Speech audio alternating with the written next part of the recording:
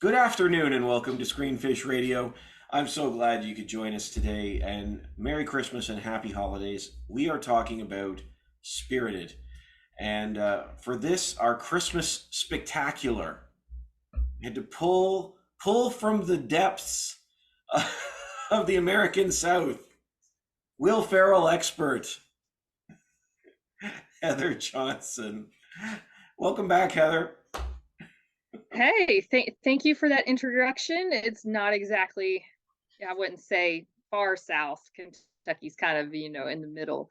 I don't want to offend anybody from like Alabama, because they own the south part of the U.S. But anyway, yes, thank you.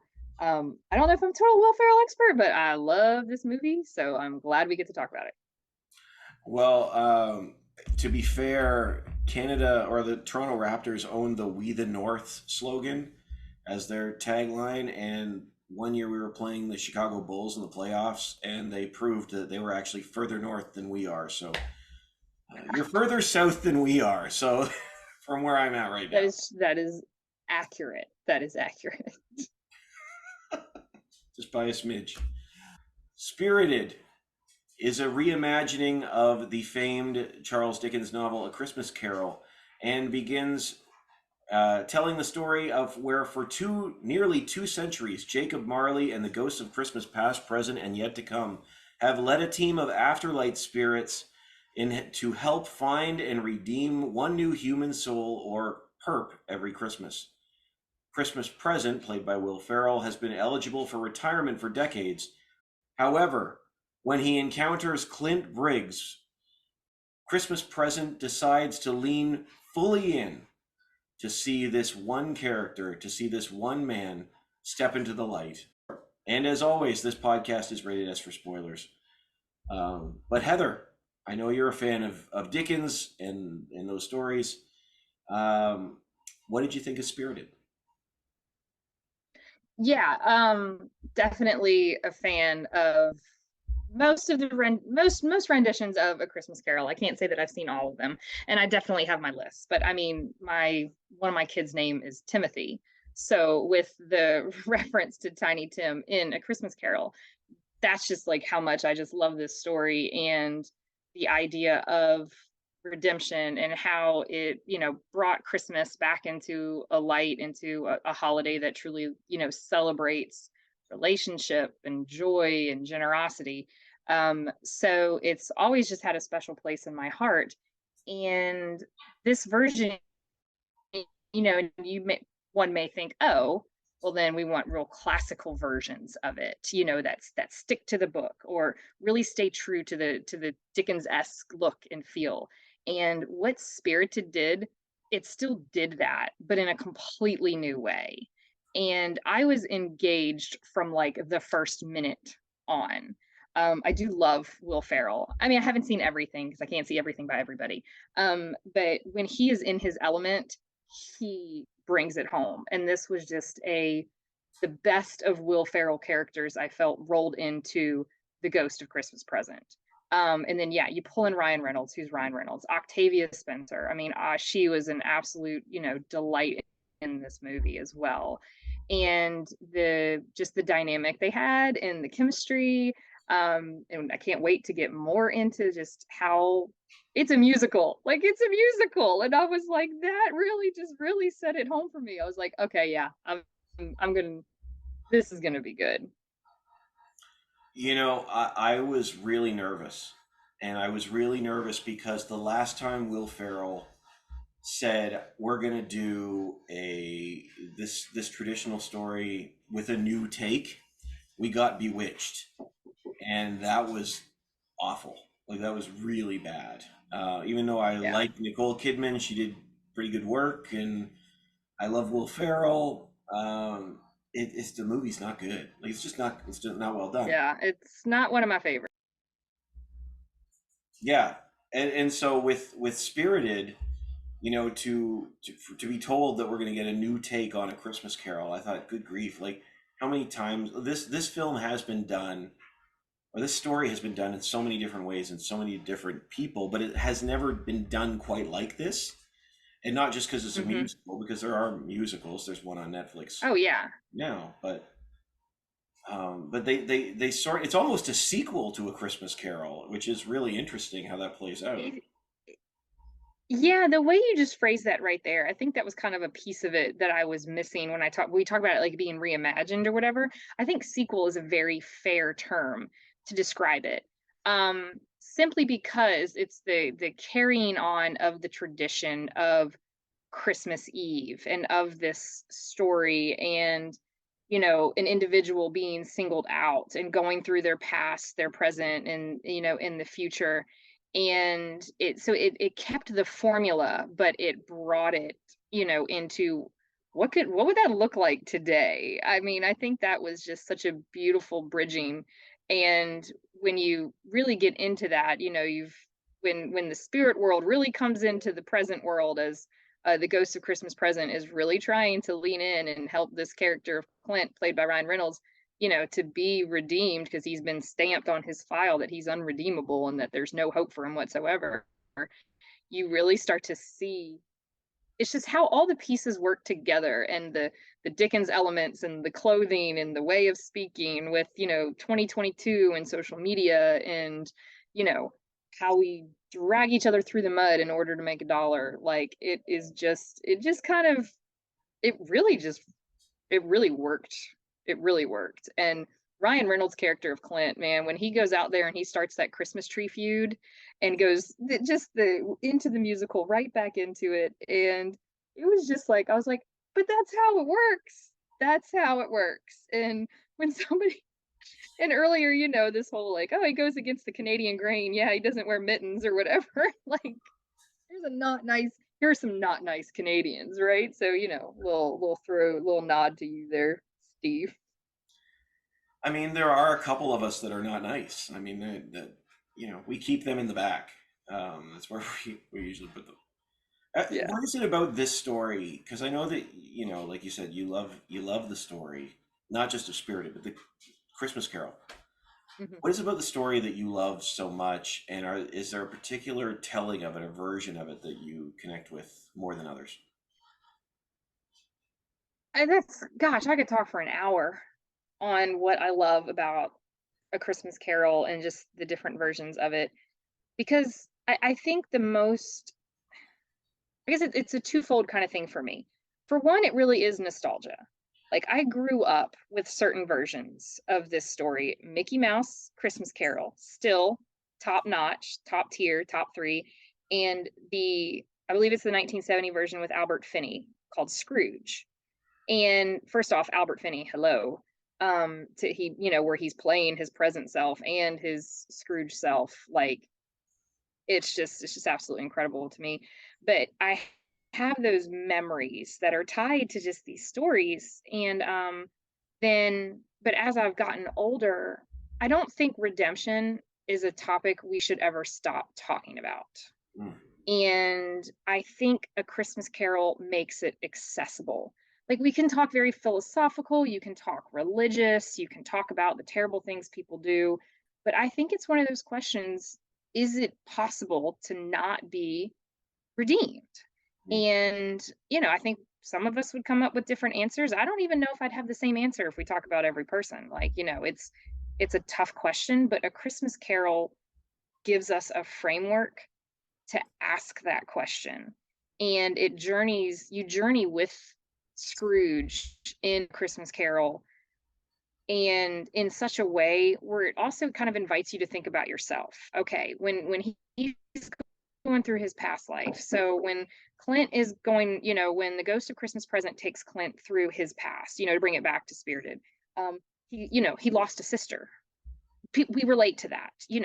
In the original version of A Christmas Carol, you go into the past, it was rough relationships, or being, growing up thinking your value was in money.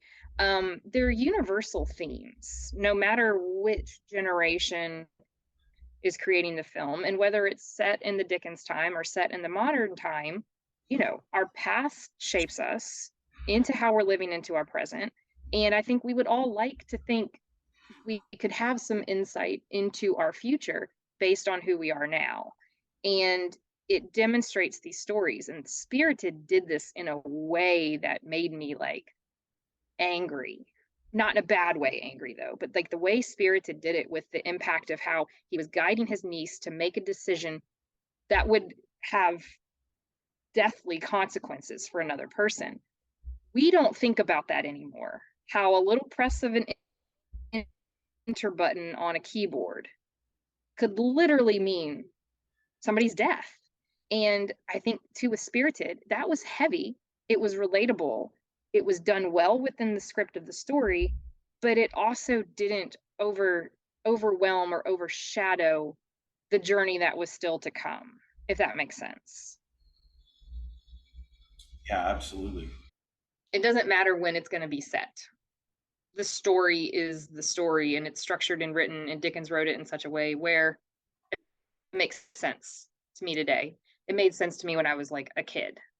It made Yeah. sense to generations before, and I think it'll continue to make sense. And just the way Spirited did it, it was unexpected, but it just stayed true. I mean, it was just absolutely delightful. I mean, it's one of my top 3 now. Like I just loved the way, and you've got different characters. You know, you look at A Christmas Carol, and primarily the character and the journey you're focused on is Ebenezer Scrooge. Yeah. Like you're focused on his past and present. Spirited brings multiple people's stories to the front.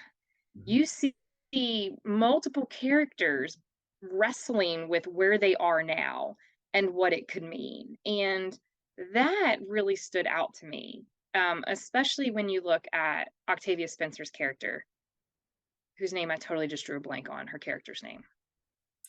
It is Kimberly. Kimberly. I was going to say, like, I think I was going to say Kimberly or Leslie. I don't know why. Anyway, you look at Kimberly, where she's, you know, is she a main character to where, you know, the Ghost of Christmas Present and, you know, Clint are clearly the focal points? No. But her journey is just as poignant, if not more so, because she's not a main character as far as this particular story goes. And I think that is one of the things that Spirited did that was new, is we're Mm. seeing other characters. You know, we're seeing the ghost, and we're even still with the Ghost of Christmas Present. You know, Will Ferrell's character, he's still reliving his journey and asking questions about where his future, you know, would have would have taken him. And I just think that is, again, Spirited just did some very special things very subtly, in my opinion.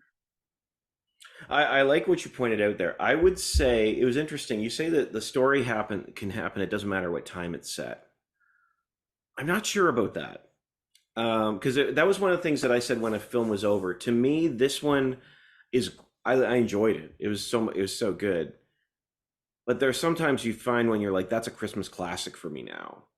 I would say this one is not one for me because it's so contemporary in its style. That as much as I enjoyed it, it's not like this is Ryan Reynolds, you know, national treasure up here in Canada, but he, Canadian claim to fame. pardon? I didn't hear you. Canadian claim to fame. That's right. Quite proudly. He's one of the few of us that's quite proud. Um, but I mean, he has a certain style that fits a certain moment in time. Like it's, you know, so I feel like the humor in this won't translate as well in 20 years as it does now. The music may, and it could be beloved. When Elf was made, going back to Farrell for a minute, it told a story that didn't matter what time it was, and you can watch it now, and it's totally dated. Like cell phones are non-existent, and it's like, you know, it's just, but it still feels sort of like a classical Christmas story, you know. And there's sort of, like you talk about nostalgia. I think the Dickens story, I think the structure of it can happen at any time. But I think if you're doing the Dickens story, it's a little harder to do. I love what they did with it here because it sort of acknowledged like Scrooge's journey. Like, we're spoilers here, so it's like Scrooge's journey continues in such a beautiful way. It's like, okay, well, we heard this iconic character, we saw the change. What happened next? but without making it Hmm. too painful. Like it's not like Scrooge 2, the Scroogening. It's sort of like, well, what about if he's in the same position? And I love that about it. I love that about it. I'm just not sure if in 10 years or 12 years or 20 years it's going to have the same impact as say Hmm. Elf or some of the more classic films. But I think it's excellent. And I love what you're saying there about it, That's fair. because I think the story for today speaks in a different way, Yes. than even that we could have heard this story. Like, it's interesting. I would love to know from your perspective. I mean, we can talk about. Eventually, I want to get to the question of, is anybody irredeemable? But I guess before we even talk about that, I guess today, what does that mean?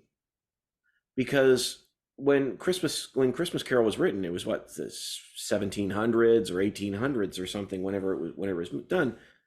But the way that currently in our culture, the way that we look at damage done, Mm. it happens different. It hits different. And I'm not talking about the relevancy of, say, online cyberbullying, which was so beautifully done. I love that they incorporated Yeah. that, and that it wasn't like his own death, it was somebody else's. Yeah. um, I appreciated that so much. But I just wonder what you think about that and what that means for today. I think that's a fantastic question. And it does go back to the whole, what makes something timeless?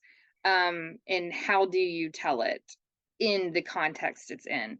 Because if we were to think of something like, going back to the original Dickens story and back to an original Ebenezer Scrooge, his impact would have been felt very deeply, but very localized, Mm, you know. Whereas if we're asking that question of ourselves now, as far as being redeemable or whatnot, um, our very small actions have a much broader impact than it would have, hundreds of years ago. And I think that is what within Spirited 2 though as well that I think they do well, and again subtly, is yes, since we already hit the spoiler, where the ghost of Christmas Present is actually Ebenezer Scrooge. I remember the exact moment where I knew that's where it was going. Um and I was like, "Oh, I'm here for this. I'm here for this."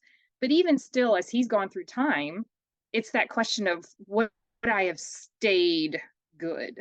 Or what is the would have that would have happened? And he's been able to journey and see what those impacts that other people are having. And that's why, when he asked in the very beginning, are we making enough of a ripple with the original, perp, as they called him, in the beginning of the movie, the hotel owner? Are we making a big enough ripple? And I think he has learned to see that ripple, it really is big and far reaching. And when we ask ourselves about redemption, and again, this is why I think it's such an important story in general and a hard one, is I think redemption may look different for us than maybe it did when Dickens first wrote this story.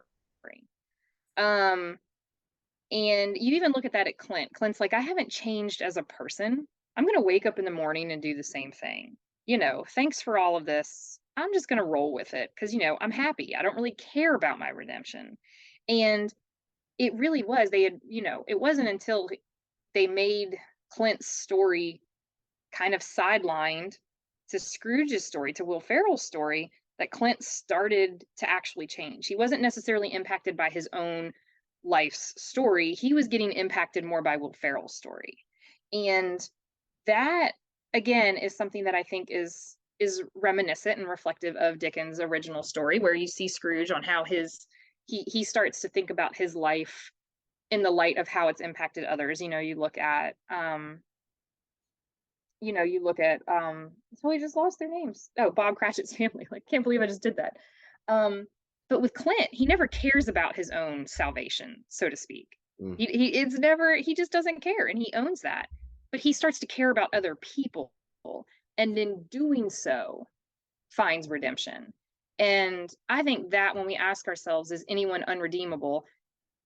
A follow up question, I guess, could be something like, can this person learn to care about others instead of, you know, not say focusing on themselves, but they can say, "Oh, I don't care about where I'm going." And you and I, as individuals that profess a Christian faith, redemption has a lot of layers, and our salvation, what it means to change and love others. And that's a specific context to us. But in general, as a whole, redemption, since it is I think it can be a complicated question, it also has its place within time. And I feel like I'm just like rambling, but that's No, it's just, good. I'm excited about something when I just keep talking. But yeah, I think again, it's, I mean, there are people that I'd probably want to say no, they cannot be redeemed because the damage is too far done, because our damage looks different in 2022 than it did. Not that it is more as far as individual impact, but it is so far reaching. Are there things you cannot be forgiven for? I think that's a hard question. I think it's a question we should never stop asking, which is why I find A Christmas Carol so important. Yeah, yeah, I hear you. I hear you. There's like that's man, it's such a big question. Um, and I think I like that you put the emphasis on thinking of others first, because I think, having grown up in the church myself, I think we put the emphasis on ourselves and the individual. Just Personal salvation, personal personal relationships salvation. with Jesus. Yeah, say the right prayer and then you're good to go and you're Yeah. fine. You don't really have to take ownership or actually, I mean, you'll change eventually. But I think now we've gotten much wiser with our understanding of what it means to change and to be changed. And I think we see where Clint goes. It happens awfully quickly at the end in some ways. That I guess it always did in the Yes. Christmas Carol. But that was my one thing. Is like, we've taken all this time, and then we had sort of a short run off we had a long taxi on the But I runway feel like it for a flight. worked It though. does work. It does I work. think it worked because at the end of it, it wasn't Clint's story. It was it No, I like was that. Scrooge's story. But I don't know if it's only his story. Like, it's their story and the No, impact of no. the relationship. Yeah, yeah. And I think there's an interconnectedness there that taps into the things you're talking about there too, because one story impacts another. Uh, Yes. Going back to that, there are multiple stories in this. Yeah. Multiple stories in this. It's, and I like that. Like I said, I didn't. I don't know whether I wasn't. I actually thought his boss was going to be the one that was Scrooge, maybe because he just sort of looked like Scrooge, but it turned out he was Jacob Marley. Um, Yeah. but I mean, it's fascinating to me because yes, that's a key question. I mean, for someone like for Scrooge, because it's like, well, I think Clint even says anybody can be good for 3 weeks, right? It's sort of like this question Hmm. of, yeah, isn't that great? Like at the end, he said, "I'm going back to work," and there's this assumption that Scrooge would have done the same. It'll feel good on Christmas Day, Yeah. but what happens by New Year's? And I think that Gosh, and don't we do that every single day? yeah, yeah, We we have great absolutely do. Christmas feelings, and people talk about the Christmas spirit throughout the rest of the year. Man, we're crap at it though. Most of us. Maybe not. That's generalization. But if you think about it too, with the Christmas, we feel good on Christmas. We feel good on Christmas. We feel good for a few days after Christmas. But when we're back off of vacation, we're back in the offices, people are getting on our nerves, how quickly we forget what it means to have a Christmas spirit. I was thinking about that just the other day because there's some gifts in that I may not hand out till January, and I thought to myself, I mean, we localize it around the holiday, and there's a long ramp up to Christmas. Like, there's like a 6 to 7 week ramp up to Christmas, and then I mean, it's I started over. Halloween. I'd rather just skip Halloween. Bless. I agree. I would have this up all year and change Our the views just decoration. went down, Steve. Our views just went down. We have views? No, people are watching. No, no, in all seriousness though, I love the ramp up to Christmas. I love it. But you're right, after Mhm. Boxing Day, it's like there's a couple of days where it's sort of like there's the 3 or 4 days between that and New Year's, and there's sort of nobody really knows what to do during those days because one big holiday, another big holiday. But I mean, there's a reason that Blue Monday is the third Monday in January, and January is the month with the most suicides. Like Yeah. January is And horrible in that way. yeah, We've given up. Christmas is it over. is. And exactly. And I mean, I don't blame people. Like, I'm not going to call people out because they're like, I take my tree down the day after Christmas. But really, Christmas starts on Christmas.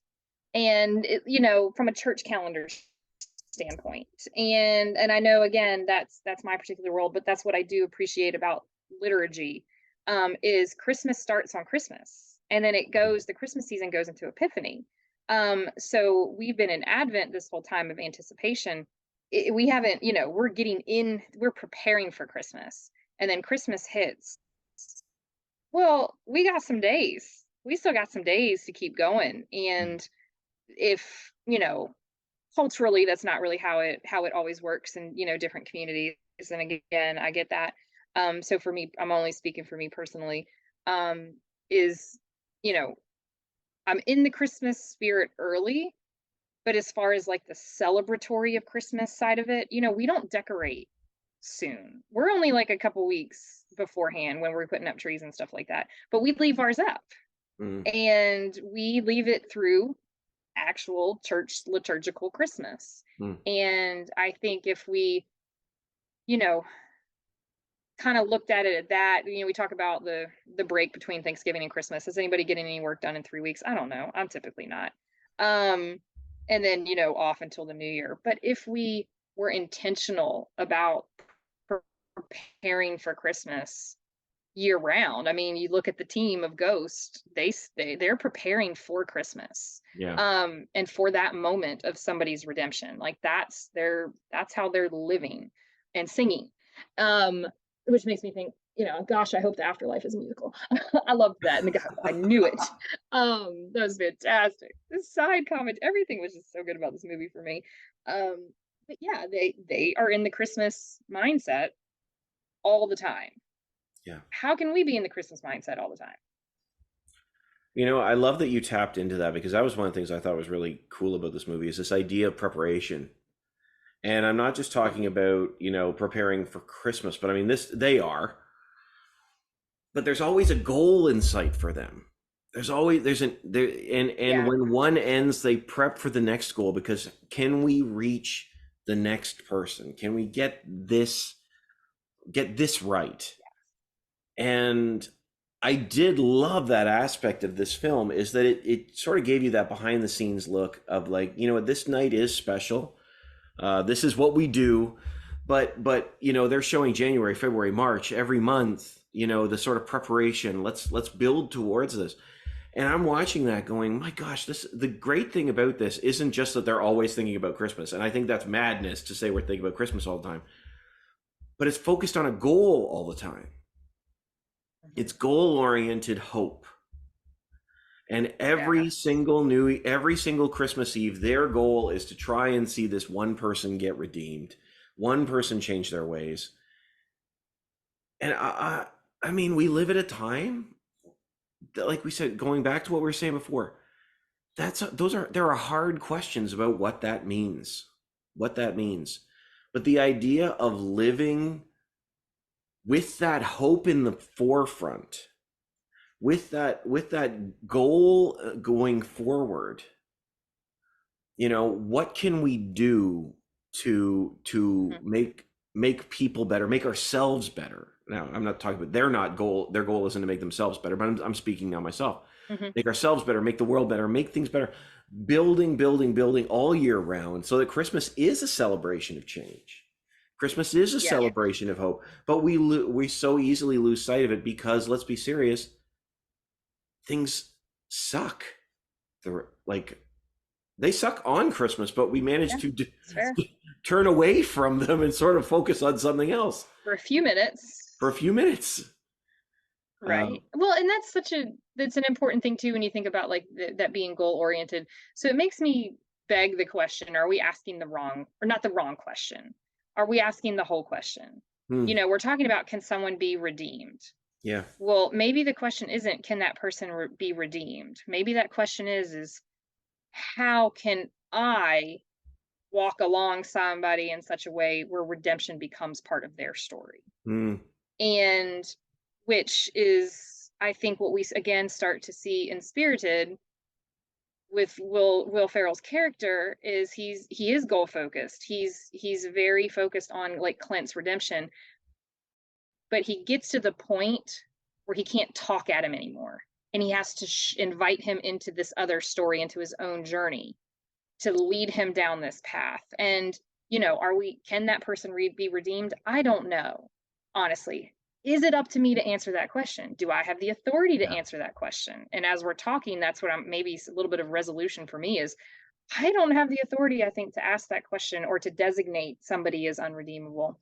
But what I do have the authority over is my behavior, Yeah. and how can I live in such a way, whether I have a direct relationship with this person over here or not, but how can I live my life in such a way where there comes a time in somebody else's life where they're questioning their redemption or whatnot, their salvation, their goodliness, whatever it is.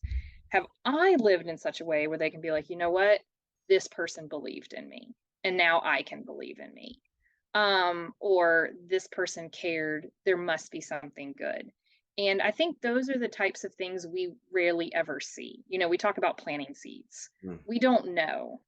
But I do think the question is not so much, can that person be redeemed, but so much, how can I live my life in such a way where they believe they can be redeemed.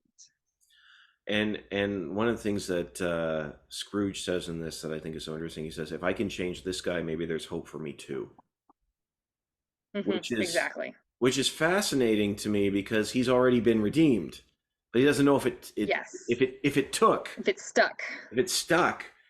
And I love that you talked there about him inviting him into his story, because I think, you know, we so often we're so quick to blame and hmm rather open up and say, this is my brokenness, and and then you hmm end up, oh my Yeah. gosh. And but it's when we admit our own brokenness that hope has a chance to break in for everybody, and including hmm ourselves, but including, it also helps the other, so the other doesn't have a false view of who we are. Yeah. And I love Yeah. And that. I think when we take that focus away Yeah. of, like, if I take my focus away of, am I redeemed? Did it took?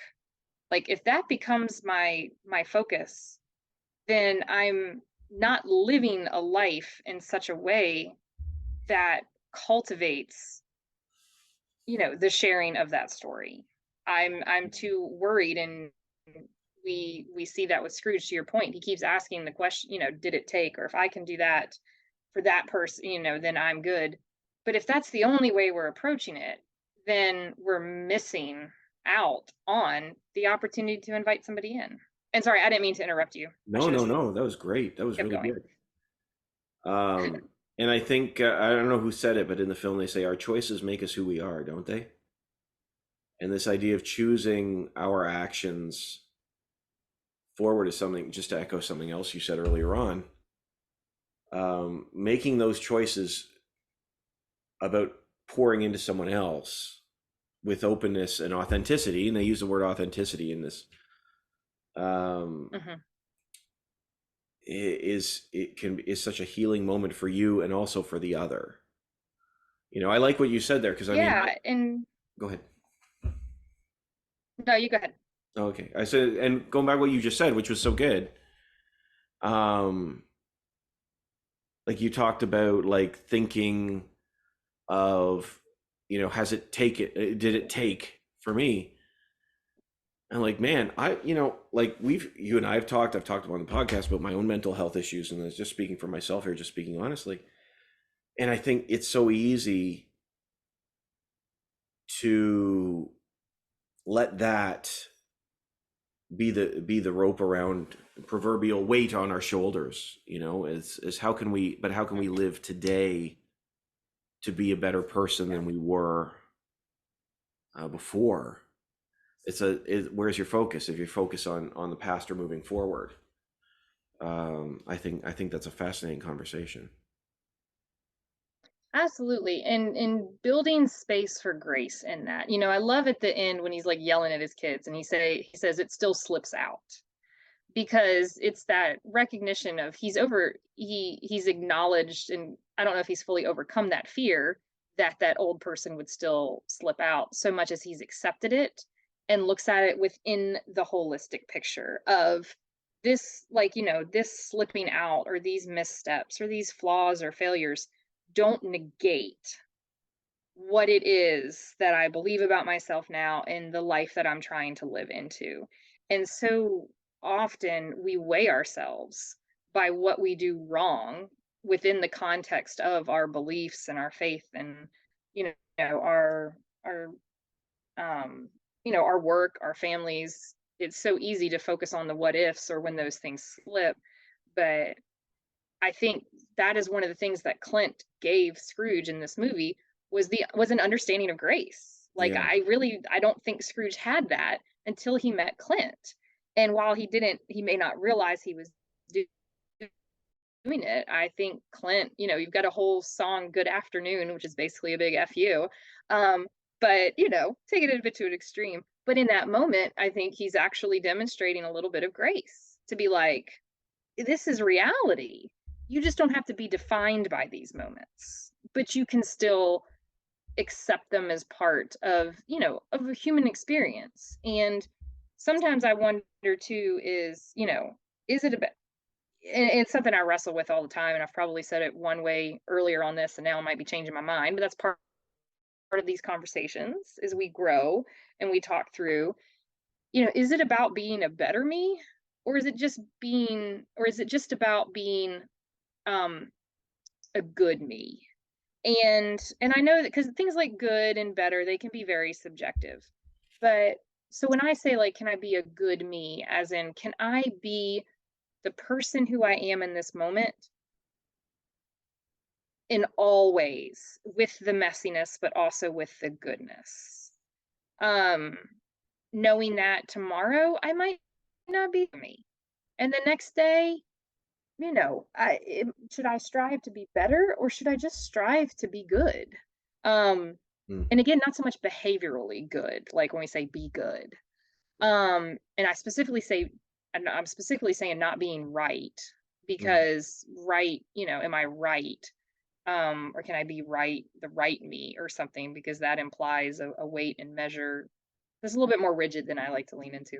Um, but knowing that, even if I'm like, not the nicest person to my kids one day, I was made in God's image, the way I believe things, being made in God's image, and I'm still very good. But I am not perfect, but I'm still very good.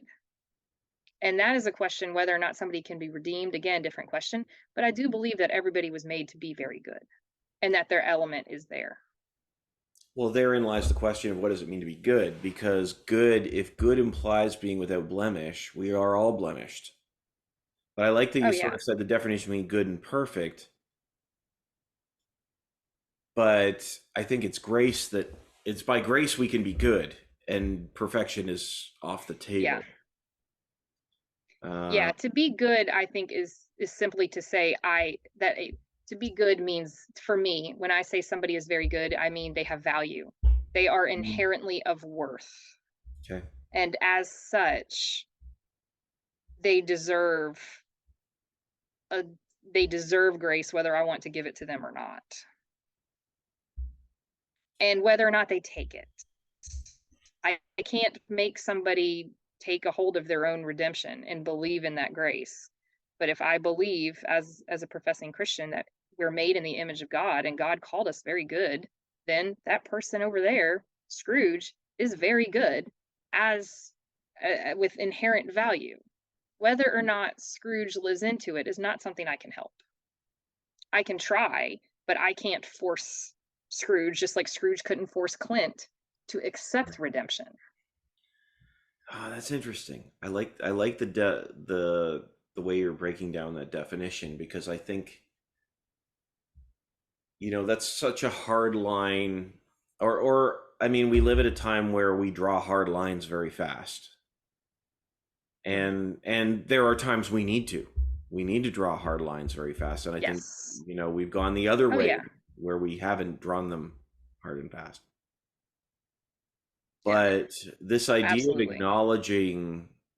of acknowledging just value for the sake of being made, the sake of being human beings, and you already said in the theological term for in God's image, that there's something beautiful of in that, um, gives everyone value, but the decision to live into that value is the everyday option, is an everyday choice. um, Mhm.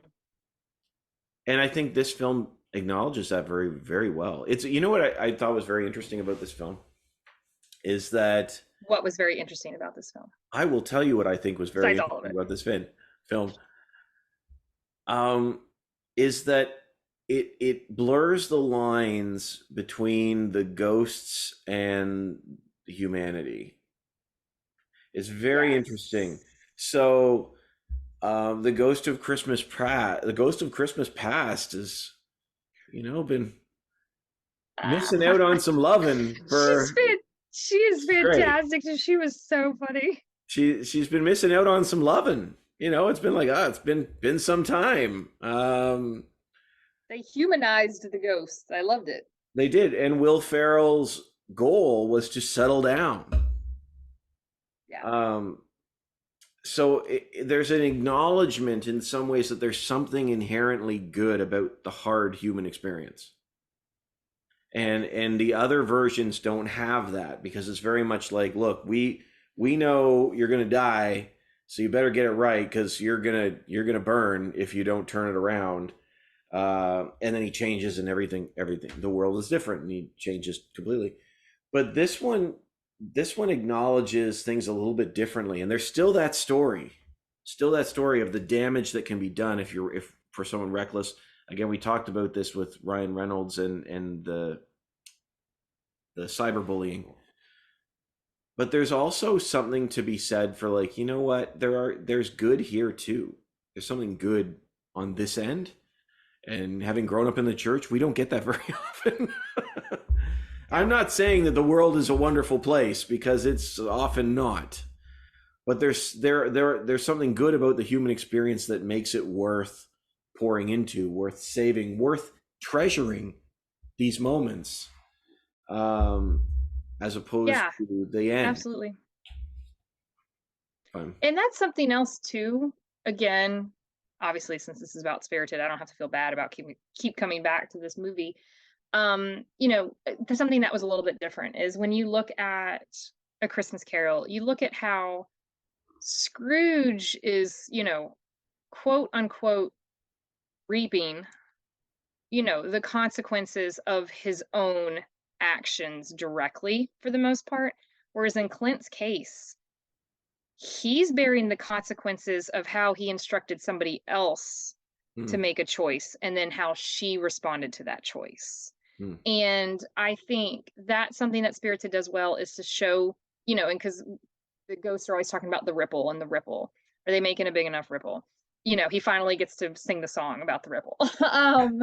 And with the classic Christmas Carol, you've got that ripple effect, but it's still more on what Scrooge did to others, a direct result of his like immediate action. Okay, he doesn't pay Bob Cratchit enough. Bob Cratchit can't afford, the doctor or the medicine for Tiny Tim. Tiny Tim dies. Okay, with Clint, it is Clint makes very poor decisions. As such, he advises somebody of their own to go a different direction who still has their own autonomy. I mean, Bob Cratchit can't help that he's not being paid, but his niece does have a choice. And if she goes through with that choice of his behavior, of what he's advised her to do, that then impacts somebody else's value and choice of themselves. And then, you've got that moment. So I think Spirited does a really good job too of those interaction of stories, but also the interaction of impact and the ripple. And it's not as a clear direct, because then you've got, okay, Kimberly, well, she's now complicit in some of these things. So the interconnectedness of this movie, I think, is what sets it apart from so many other adaptations of A Christmas Carol. Personally, that's me. Yeah, I like what you're saying there. And in this story, every story matters, which is a popular theme amongst, film in 2022. But this film does it very well. It's well done. Yeah, it's top 3. It's top tier for me for a reason. Well, it's also classic Will Ferrell. It's the best of his characters. I feel like you got a little bit of Elf, you got a little bit of Rick Bobby, that just it's just that humor, but not, it's not like old school humor Will Ferrell. So it's it for me too. On a lighter note, it was classic Ryan Reynolds, classic Will Ferrell. They did what they do well, and they worked well together, and it made a good movie. There was even shades of Get Off the Shed. Do you know the reference to Get Off the Shed? I don't actually. What is that? Try and send you the link. It is one of his most classic Saturday Night Live characters, about a man barbecuing outside, and he's so calm, and then his kids off screen are on the shed, and he's screaming. There's shades of Get Off the Shed in this, actually, in moments. Gotcha. I'm not as familiar with the SNL side of things. I was not allowed to watch it for a very long time. I don't want to alarm you, but you're older now, and I know I could watch things. It just doesn't ever cross my mind. I have such limited time to watch things because am I yelling at my kids to get off the shed? No, but is it probably very close to something like that? Yes. Fair. So when I do have time, I have to be very selective, and I was very grateful that this was one of the things I was selective about and got to enjoy. And and I watched that in a day where I needed some Christmas spirit. I needed it, and it did just that. Well, we've already said our answer, but I do it every time, so I'm going to do it.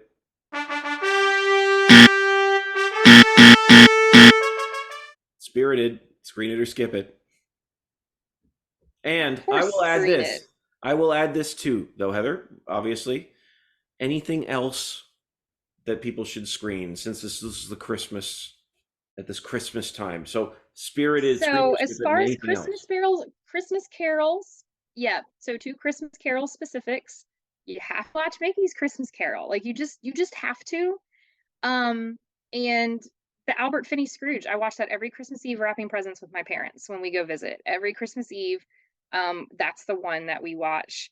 Also, I highly recommend Guardians of the Galaxy Holiday Special. That was another one I watched. It was good. I was really down. And I needed the joy element and the dry humor. I needed that day. So that's but it also has its poignant moments. And again, about stories and knowing people's stories and giving within those relationships. I think we could naturally segue into that actual movie from this, but we'll save that for another day.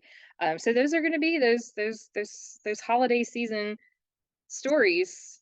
Those are my 2 Christmas carols, and I would Guardians of the Galaxy.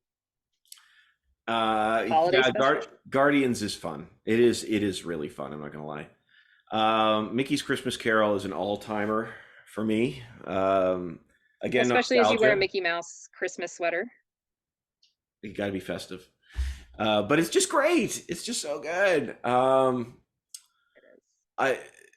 The greatest Christmas special of all time remains Rudolph the Red-Nosed Reindeer, hands down. Any other? I thought you were going to say the Star Wars holiday special, but you went somewhere different with that. You could watch that if you had a little bit too much eggnog and you want to. Right. No, Rudolph is great. We always watch White Christmas, the original Miracle on 34th Street. He-Man and She-Ra Christmas special is also delightful. I have that DVD. I do have that on DVD, and That is a real thing that exists and was a major part of my childhood. And the Barbie Christmas Carol is a pretty good one too, actually. I don't know Barbie if and a I've seen Christmas that one. Carol. That one I would say screen that if you're just going through a day where all you're watching are going to be like Christmas Carol versions, which sounds like one of the best days of my life, and I need to do that. I'd add Barbie's Christmas Carol in there too. That's a good one. You know what else is good is Arthur Christmas. Have you seen? Of course, Elf. I mean Elf, but Arthur Christmas. Have you seen Arthur Christmas? I don't know if I've actually seen it all the way. I really was impressed with that one. It's a joyful little film. I like Aardman's work though. And I know there's going to be people who are not happy with this. We have not mentioned A Muppet Christmas Carol, and which is also very fun. But I just love Mickey. If I had to choose between the two, I just love Mickey. I'm not a fan of Muppet. There's Christmas. one in particular I have not mentioned, and it shall not be named, and I will not name it or the actor in it. Voldemort Christmas? What are you talking about? That I think is an abomination. Spill. Now you have to say.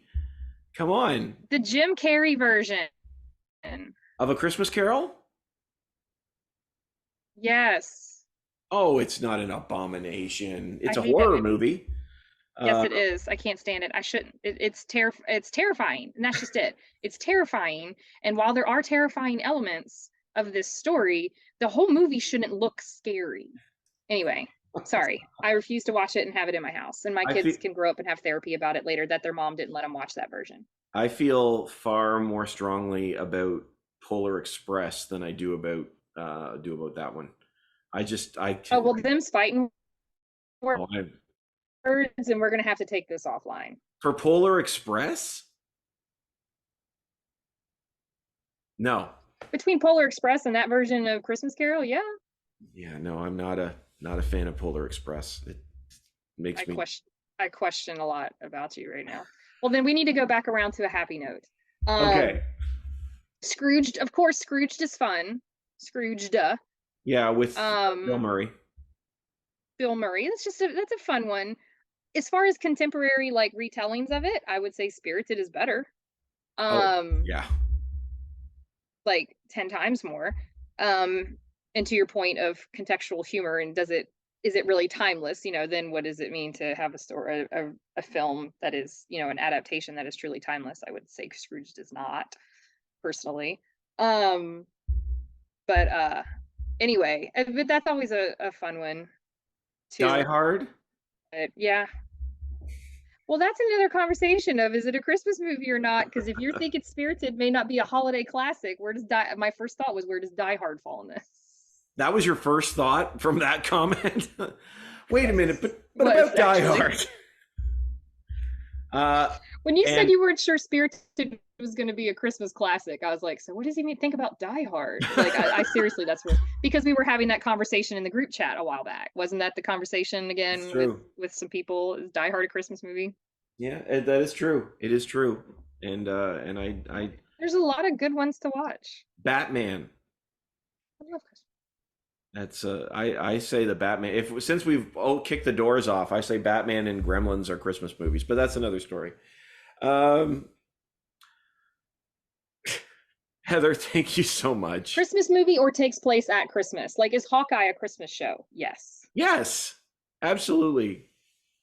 And is there a difference? See, we should have this conversation to start with. Anyway, for next year. Heather, thank you so much. I appreciate it. I love our chats, and I really am thankful for the chance to chat with you about Spirited. It's always a pleasure, and it's fun, especially if I get to talk about something that I loved from start to finish. I will try to find something you don't love from start to finish next time. And for you at home, a reminder, and I know now what you don't like. Yeah. And for you at home, a reminder, you can find us wherever podcasts are available. And if you go to screenfish.net, you can download Fishing for More with your small group questions to help get conversation started where you are. You can always find us on YouTube and smash that subscribe button, as my kids YouTubers always say. And we will be, I thought this was the last one for 2022, but we have one more sneaking in under the radar. Next week, we will be talking Avatar, The Way of Water, with Dave Voigt and Adam Klein. It'd be a lot of fun. And for you at home, we started the conversation. This was Christmas.